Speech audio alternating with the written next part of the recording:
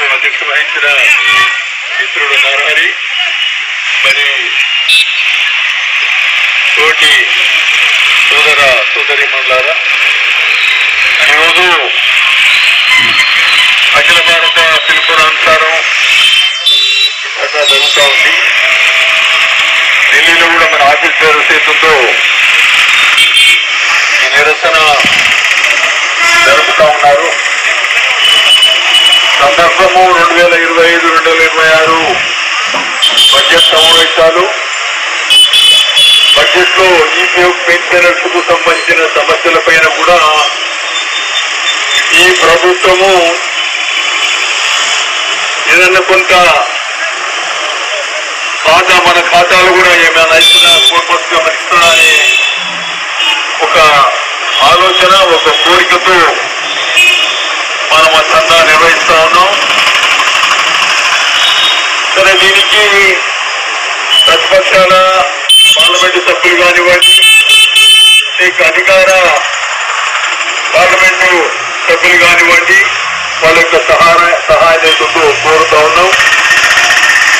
అయితే ఈ సహాయం ఏంటో గత 14 సంవత్సరాలుగా మనం కోరుకుని ఉన్నాం. అది అధికార పార్టీ ఒకసారి కాంగ్రెస్ ఉండొచ్చు, ప్రతిపక్ష పార్టీ బీజేపీ ఉండొచ్చు. బీజేపీ ఈరోజు అధికార పార్టీ, కాంగ్రెస్ ఏదో ప్రతిపక్ష పార్టీ. ప్రతిపక్షంగా ఉండి అధికారంలోకి వచ్చి 3వసారి ప్రధానమంత్రి అయిన మోదీ గారు 2014 ఎన్నికల్లో మనకిచ్చిన వాగ్దానం ఏంటంటే ఇప్పటికీ నిలుపుకోలేకపోతా ఉన్నాడు. నిలుపుకోవడం అనే అంశము అసలు ఆలోచన ఉందా? అసలు మనం అటువంటి వాగ్దానం చేశామా లేదా అనే అంశము కూడా ఈరోజు పాలకపక్షంగా ఉన్న పార్టీలో అటువంటి ఆలోచన ఏంటో ఉన్నట్టు మనకు కనపడడం లేదు. అయితే మన ఉద్యమం దాదాపు 15 సంవత్సరాలుగా దేశవ్యాప్తంగా నిర్వహిస్తా ఉన్న పరిస్థితి ఉంది. మనము 2013లో అఖిల భారత స్థాయి సదస్సు నిర్వహించాం. దాంట్లో మొట్టమొదటిసారిగా అఖిల భారత స్థాయిలో ఈపీఎఫ్ పెన్షన్ సంబంధించిన కోరికల పత్రం ఏంటో మనం ఆ రోజు ఉన్న కార్మిక శాఖ మంత్రి కానివ్వండి, లేక ప్రావిడెంట్ ఫండ్ కమిషనర్ కానివ్వండి ఇవ్వడం జరిగింది. సరే, దానిపైన కొన్ని మనం సాధించుకోగలిగాం. ఇది కమ్యూటేషన్ ఆఫ్ పెన్షన్ కానివ్వండి, వేటేజ్ కానివ్వండి. సరే, కనీస పెన్షన్ అంతవరకు 10 రూపాయలు 5 రూపాయలు ఉండేది, దాన్ని కొంత పెంచి కనీస పెన్షన్ 1000 రూపాయలతో చేయడం ఇవి జరిగాయి.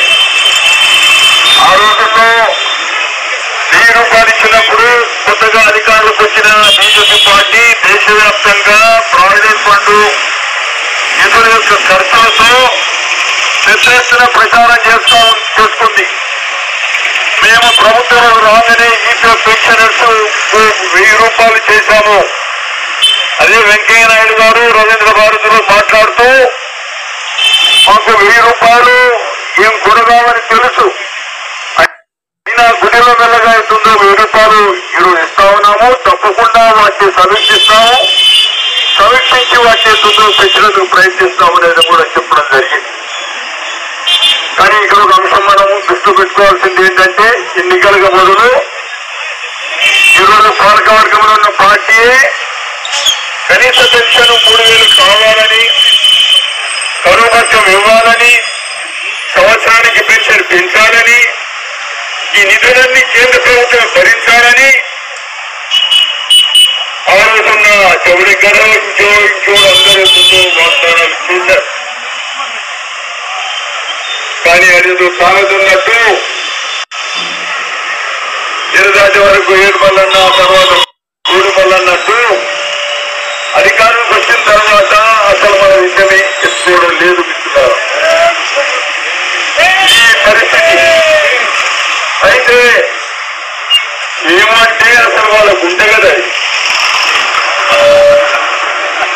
ఎందుకంటే ప్రతి సంవత్సరం మనం బడ్జెట్ సమావేశాలప్పుడు ధర్నాలు నిర్వహిస్తా ఉన్నాం.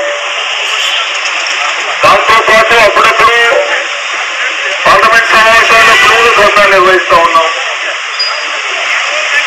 దేశవ్యాప్తంగా నిరసనలు వ్యక్తపరుస్తా ఉన్నాం.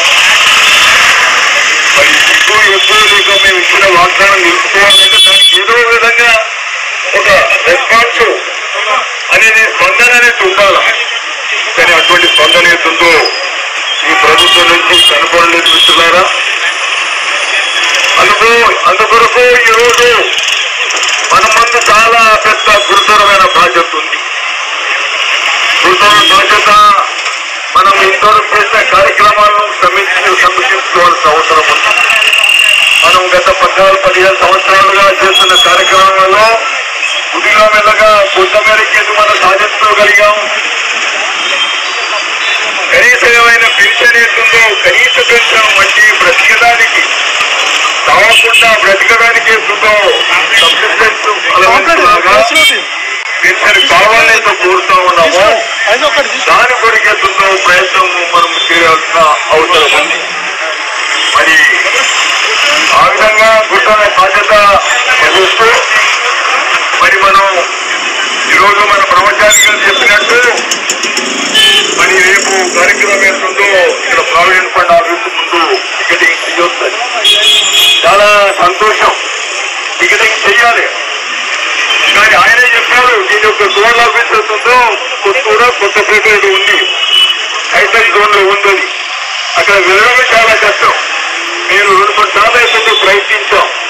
కానీ అక్కడ నిరసన కానీ ఇది కానీ తెలిపే అవకాశం లేకుండా ఉందో అక్కడ ఆఫీసు పెట్టుకున్నాం. వాస్తవంగా మన నిరసన ఆ జోన్ ఆఫీస్ ముందు జరగవలసిన అవసరం ఉంది. దాంతో పాటు ఈరోజు నగరంలోనే మరి 4 ప్రావిడెంట్ ఫండ్ ఆఫీసులు ఉన్నాయి. ఆ 4 ప్రావిడెంట్ ఫండ్ ఆఫీసు ముందుగా నిరసన చేస్తుందో నిలపవలసిన అవసరం ఉంది. దాంతో పాటు మన విస్తృతంగా ఇతర కార్మిక సంఘాలు ఈ మధ్యనే కార్మిక సంఘాల యొక్క రూపకం జరిగింది.